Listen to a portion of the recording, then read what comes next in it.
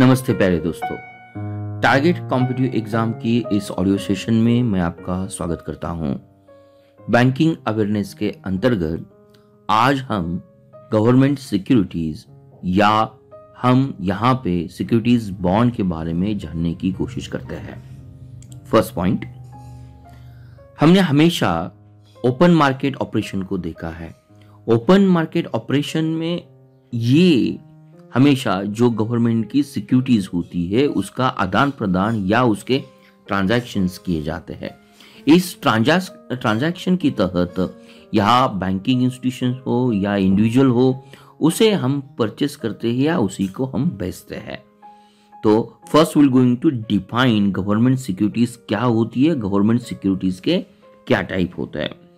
First, government securities जिसे हम small form में कैपिटल G.SEC या जी सिक्योरिटीज भी कहते हैं। Government securities is a tradable instrument issued by the central government और द स्टेट गवर्नमेंट। तो ये गवर्नमेंट सिक्योरिटीज होती है, इसे सेंट्रल गवर्नमेंट भी इशू कर सकता है, at the same time state government भी उसे इशू कर सकता है। बैंकिंग अवेयरनेस के अंतर्गत ये कहां पे आती है? हमने जो अलग अलग क्वांटिटेटिव टूल्स दिखे, इसमें से LAF आता है जिसे हम लिक्विडिटी एडजस्टमेंट फैसिलिटी कहते हैं। उसके बाद MSF आता है जिसे हम मार्जिनल स्टैंडिंग फैसिलिटी कहते हैं। वो जो थर्ड आता है जिसे हम ओपन मार्केट ऑपरेशन या OMO कहते हैं। ये तीनों ऑपरेशन में सेल करना, कमर्शियल बैंक द्वारा, शेड्यूल बैंक द्वारा सेल करना, परचेज करना, जो गवर्नमेंट सिक्योरिटीज आती है in order to raise the money, in order to get the money from the RBI, और RBI by using these instruments they are trying to stabilize the economic market and to control the fluctuation। तो ये point हमारे लिए समझना बहुत importance होता है। अलग अलग इंस्ट्रूमेंट होते हैं, अलग अलग इंस्ट्रूमेंट्स गवर्नमेंट सिक्योरिटी को थ्रू RBI से परचेज करते हैं या सेल करते हैं। तो ये समझने के पहले हमें ये मालूम होना इतना ही इंपॉर्टेंस होता है गवर्नमेंट सिक्योरिटीज क्या होती है। तो गवर्नमेंट सिक्योरिटीज को हमने क्या कहा कि it is a tradable instrument होता है। At the same times we definitely say it is a डेब्ट ऑब्लिगेशंस होता है of the Indian government to fund their the fiscal deficit. ये भी दूसरा डेफिनेशन हो सकता है। सेकेंड पॉइंट आता है, as this instruments are the tradable, उसे हम सेल कर सकते हैं गवर्नमेंट द्वारा या उसे बैंक द्वारा परचेज भी किया जा सकता है। दोनों भी गवर्नमेंट उसको इश्यू करता है। जिस तरह से हमने देखा सेंट्रल गवर्नमेंट भी है और स्टेट गवर्नमेंट भी है। नेक्स्ट टाइम्स आता है, इस गवर्नमेंट सिक्योरिटीज में जो ट्रेजरी बिल्स या बॉन्ड्स आते हैं उनमें कुछ फर्क है, या डेब्ट इंस्ट्रूमेंट आते हैं उनमें कुछ फर्क है, ये देखने की हम कोशिश करते हैं। तो ये देखने के लिए जो सिक्योरिटीज होती है, इधर हम टू तरह के फॉर्म्स में उसको ऑफर कर सकते हैं, अगर ये शॉर्ट टर्म्स होती है या लॉन्ग टर्म्स होती है। फर्स्ट पॉइंट, अगर शॉर्ट टर्म इंस्ट्रूमेंट्स है जिसकी मैच्योरिटी लेस देन 1 ईयर है, तो definitely we will going to call such type of the security as treasury bills या T-बिल्स। T-बिल्स का मतलब क्या होता है? T-बिल्स का मतलब ये होता है कि यहाँ पे it is less than the 1 years issued by the government. Next आती है, अगर ये गवर्नमेंट सिक्योरिटी लॉन्ग टर्म की होती है तो इस लॉन्ग टर्म के सिक्योरिटीज को हम गवर्नमेंट बॉन्ड या डेटेड सिक्योरिटीज भी कहते हैं, जिसकी मैच्योरिटी 1 ईयर या 1 ईयर से ज्यादा होती है। तो लॉन्ग टर्म गवर्नमेंट सिक्योरिटीज या गवर्नमेंट बॉन्ड या जिसे हम डेटेड सिक्योरिटीज कहते हैं, उसके लिए टर्म यूज की जाती है। These are the long term instruments होते हैं। तो ये भी पॉइंट हमने देखा। ट्रेजरी बिल या जो सेंट्रल गवर्नमेंट द्वारा इशू किए जाते हैं, मोस्टली ट्रेजरी बिल ये सेंट्रल गवर्नमेंट द्वारा इशू किए जाते हैं, लेकिन जो बॉन्ड्स और डेटेड सिक्योरिटीज है उन्हें इशू करने के लिए हमारे पास स्टेट गवर्नमेंट भी होता है, और बॉन्ड या डेटेड सिक्योरिटीज के लिए जो अलग टर्म यूज की जाती है उसके लिए हम SDL कहते हैं। SDL का मतलब होता है स्टेट डेवलपमेंट लोन्स। SDL का मतलब होता है स्टेट डेवलपमेंट लोन्स। तो दिस वन थिंग, या हमने इनके दोनों के बीच डिफरेंस देखा। टी बिल्स ये सेंट्रल गवर्नमेंट द्वारा इशू की जाते हैं, और जो SDL होता है स्टेट डेवलपमेंट लोन्स होता है, डेटेड सिक्योरिटीज होती है या बॉन्ड्स होता है, उसे हम स्टेट गवर्नमेंट द्वारा ही उसको इशू किया जाता है in order to fulfil the physical deficit और in order to raise the money. आज के लिए नेक्स्ट पॉइंट है कि गवर्नमेंट सिक्योरिटीज के किस तरह से टाइप्स होते हैं। गवर्नमेंट सिक्योरिटीज के हमने जो टाइप देखे, जिसके अंतर्गत हमने ये भी देखा ट्रेजरी बिल। अगर ट्रेजरी बिल 91 डेज का होता है तो हम T91 कहते हैं। अगर ट्रेजरी बिल 182 डेज का होता है तो उसे हम T182 डेज कहते हैं। अगर ट्रेजरी बिल 364 का डेज का होता है तो हम उसे T64 डेज भी कहते हैं। And all this the T bill, this instrument are called at the zero coupon bond. ये बेसिक डिफरेंस होता है। जीरो कूपन बॉन्ड्स का मतलब क्या होता है? What is meaning of zero coupon bond? Zero coupon bond का मतलब होता है which pay no interest but are actually issued at a discount and reading at the face value of a maturity. तो this is the basic difference, आपके exam के लिए जरूर हो सकता है कि what is happening in a treasury bill. तो ट्रेजरी बिल जो भी परचेस करते, जो भी ऑर्गेनाइजेशंस हो, इंडिविजुअल हो, LIC हो या कमर्शियल बैंक हो, उन्हें कोई भी इंटरेस्ट नहीं दिया जाता। लेकिन ये ट्रेजरी बिल इशूड किए जाते हैं एट द डिस्काउंट, और जब ये हम कहेंगे रिडीम किया जाता है तो redeem at the maturity, face value के ऊपर उसको मैच्योरिटी किया जाता है। तो this is the first government security type, जिसे हम ट्रेजरी बिल्स कहते हैं। सेकंड जो आता है जिसे हम CMBs कहते हैं। CMB का लॉन्ग फॉर्म होता है cash management bill. Cash management bill ये भी एक टी बिल की तरह ही इंस्ट्रूमेंट है, लेकिन उनकी जो मैच्योरिटीज होती है वो 19 डेज के पहले होती है। तो CMB cash management bill maturity ये 91 डेज के पहले होगी, और ये इंस्ट्रूमेंट टेम्पररी फंड को रेजिंग करने के लिए या गवर्नमेंट का जो कैश फ्लो होता है उनको मैनेजमेंट करने के लिए इशू किया जाता है। ट्रेजरी बिल की तरह ही CMB कैश मैनेजमेंट जो बिल्स होता है ये डिस्काउंट रेट पे इशू किया जाता है और रीडीम फेस वैल्यू के ऊपर किया जाता है। तो हमने गवर्नमेंट सिक्योरिटी के 2 टाइप देखे। वन देखा टी बिल्स देखा, जिसे हम ट्रेजरी बिल्स कहते हैं। सेकंड हमने देखा जिसका नाम है CMB, जिसे हम कैश मैनेजमेंट बिल्स कहते हैं। फर्क सिर्फ 91 डेज के पहले जो सिक्योरिटी यूज की जाती है सेंट्रल गवर्नमेंट द्वारा, उसे हम CMB कहते हैं। और जो थर्ड टाइप आता है, इस थर्ड टाइप के लिए हमने नाम दिया है dated government security. Dated government security या उसे हम गवर्नमेंट बॉन्ड भी कहते हैं। तो ये लॉन्ग टर्म सिक्योरिटीज होती है, और लॉन्ग टर्म सिक्योरिटी या फिक्स रेट या फ्लोटिंग कूपन, ये शब्द यूज किया जाता है। कूपन का दूसरा मीनिंग भी हम कहेंगे इंटरेस्ट रेट पर पेड किया जाता है। तो this is a basic difference between CMB and T bill. जो लॉन्ग टर्म सिक्योरिटीज या डेटेड गवर्नमेंट सिक्योरिटीज या SDL होते हैं, उनके लिए आइदर फिक्स या फ्लोटिंग इंटरेस्ट रेट पेड किया जाता है, या कूपन रेट्स होता है, इंटरेस्ट रेट होता है। जो सिक्योरिटीज होती है, सिक्योरिटीज के ऊपर जो फेस वैल्यू होती है उसके ऊपर इंटरेस्ट फ्लोटिंग हो या फिक्स हो, इस तरह से उसको पेएबल किया जाता है।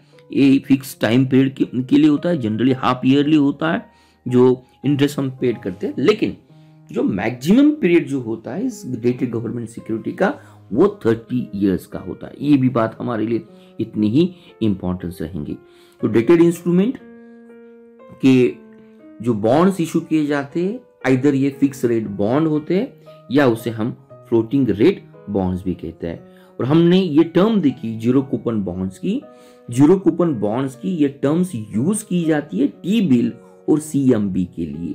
जो बॉन्ड्स होते हैं ये रेट डिस्काउंट करके इशू किए जाते हैं, लेकिन रिडीम किया जाता है उनको जो फेस वैल्यू होती है उसी के ऊपर उसको रिडीम किया जाता है। ये भी पॉइंट हमने इसमें कवर किया। तो नेक्स्ट पॉइंट आता है कि ये जो गवर्नमेंट सिक्योरिटीज होती है कि किस तरह से इशू की जाती है।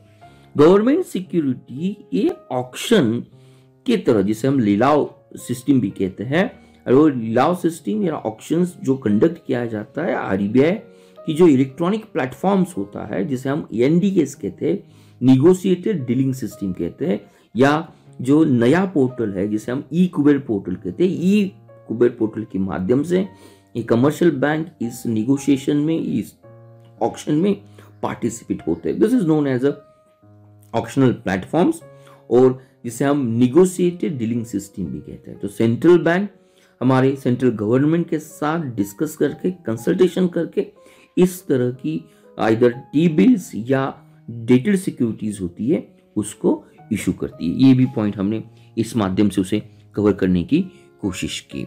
नेक्स्ट पॉइंट आता है कि अगर एक गवर्नमेंट सिक्योरिटीज के कुछ फीचर्स होते हैं, तो फर्स्ट गवर्नमेंट सिक्योरिटी का जो फीचर्स होता है as definition mention, it acknowledge, ये पूरा कंफर्म करता है कि गवर्नमेंट की एक डेब्ट ऑब्लिगेशंस होती है।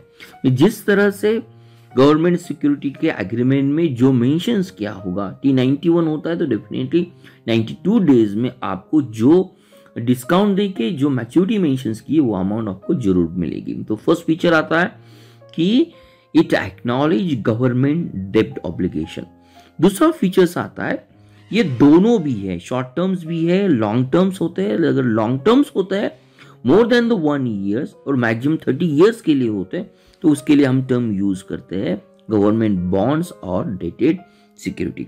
सेकंड टर्म आती है central government both treasury bill, CMB and dated securities को इशू करती है, लेकिन स्टेट गवर्नमेंट ओनली बॉन्ड्स और डेटेड सिक्योरिटी को भी इशूज कर सकती है, जिसके लिए हम टर्म यूज करते हैं state development loans. Next point और नेक्स्ट फीचर्स इस बॉन्ड का ये आता है कि ये security bond government, central government हो या स्टेट गवर्नमेंट हो, इसी द्वारा इशू किए जाते हैं, तो कंपैरेटिवली या डिफॉल्ट होने की रिस्क नहीं होती। Therefore this known as the risk free gilt edged instrument. अगर आपके लिए एमसीक्यू होता है to which security is known as a gilt edged security, तो आपका आंसर होगा gilt edged security is known as the government security. जो foreign portfolio investment होते हैं उन्हें भी इस ऑक्शन में परचेस करने के लिए कुछ हद तक कुछ क्वांटिटी लिमिट दिया जाता है, प्रिस्क्राइब किया जाता है from the time to time. तो एफपीआई जिसे हम फॉरेन पोर्टफोलियो इन्वेस्टमेंट कहते हैं, इन्वेस्टर कहते हैं, they are also allowed to participation in the government securities market also. तो government securities yes they are the risk free होते हैं, comparative default होने की chances बहुत कम होते हैं। दो government securities are volatile, volatile इसलिए होते हैं कि गवर्नमेंट सिक्योरिटी की जो प्राइसेस होते हैं जो सेकेंडरी मार्केट में हमेशा फ्लक्चुएटिंग होते हैं, हमेशा वोलाटाइल होती है। उनके रीजन जो फैक्टर्स को फ्लक्चुएट करने में काम करते हैं वो demand and supply of government security in secondary market, ये फर्स्ट रीजन होता है, या चेंजेस इन इंटरेस्ट रेट। जो हमने इस तरह से देखा जो फ्लोटिंग गवर्नमेंट सिक्योरिटीज होती है it will going to changes according to the interest rate in a government या इकोनॉमिक सेक्शन के होते हैं। और नेक्स्ट तरह जो डेवलपमेंट्स इन अदर मार्केट होती है, मनी मार्केट होता है, फॉरेन एक्सचेंज मार्केट होता है, क्रेडिट और कैपिटल मार्केट होता है, ये भी गवर्नमेंट सिक्योरिटी को मोर वोलाटाइल बना देती है। एट द सेम टाइम जो इंटरनेशनल बॉन्ड मार्केट होते हैं स्पेशली यूएस ट्रेजरी मार्केट में भी इस बॉन्ड को थोड़ा सा कम अधिक किया जाता है, ये भी पॉइंट हमारे लिए उतना ही इंपॉर्टेंस रहता है। तो यहाँ पे जो clearing corporation of India limited आता है जिसे हम CCIL कहते हैं, clearing corporation of India limited, ये क्लियरिंग एजेंसी होती है गवर्नमेंट सिक्योरिटीज की and act as a central counter party for all transaction between the two counter party. तो अगर क्वेश्चन आता है CCIL क्या है, तो CCIL एक clearing corporation of India limited होती है। ये clearing agency government securities and act as a central counter party for all transaction between the two counter party.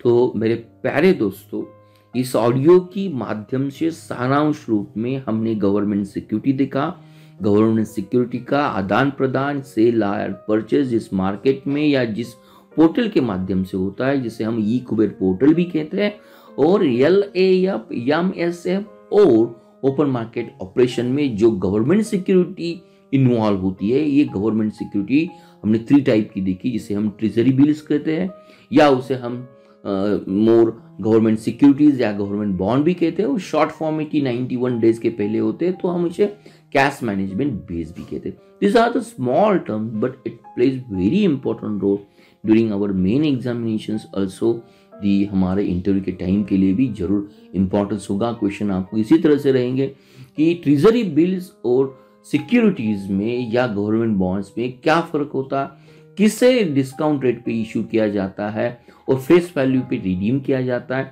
और किसके लिए फिक्स या फ्लोटिंग इंटरेस्ट रेट होता है. इस तरह के क्वेश्चंस अगर आते हैं तो ये क्वेश्चन को समझने के लिए इस ऑडियो को दोबारा आप फिर से सुन लो. मुझे पूरी उम्मीद है आपको ये इजीली समझ में आया होगा. अगर इस ऑडियो को आप एंजॉय करते हैं तो मेरी ये दरख्वास्त आपसे होगी, जरूर इस ऑडियो को अपने फ्रेंड तक सोशल मीडिया के माध्यम से सर्कुलेट करो, जिन्हें बाकी लोगों को भी उससे एडवांटेज मिले. बहुत बहुत धन्यवाद. Thank you very much.